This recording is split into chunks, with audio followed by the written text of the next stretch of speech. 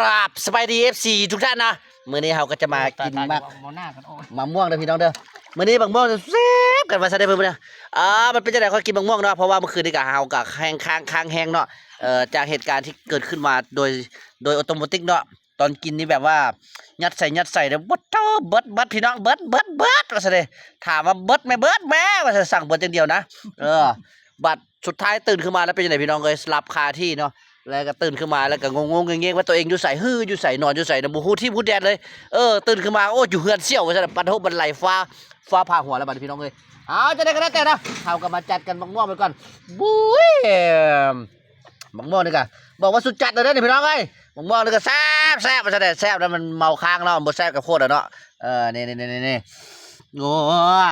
ยเอาน้ำตาลกินบ่ได้ค่อย ความแซ่บ ไปเอาอยู่ห้านพี่น้องเจ้านะ อันปกตินี่เขาเอิ้นว่าแซ่บนะอันนี้แซ่บอันนี้มันแบบว่ามันแซ่บแท้ๆเนาะ เอาอยู่เฮือนจังบ่มี แซ่บมันแซ่บแท้ๆเลยพ่อแซ่บโอ้โห เอาจะมาค้านเด้อเอ็ดยังค่อยกินบ่ได้เอ็ดยัง ปาดโล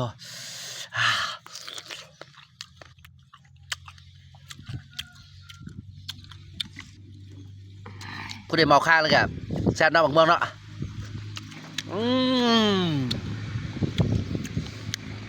ตอนกินนี่บอกแล้วสุดยอดนะ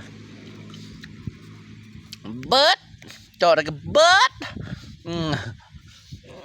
มาตื่นเช้ามาแล้วถามไปจะไหนคักบ่เจ้าพี่น้องเลยหวานเจี๊ยบ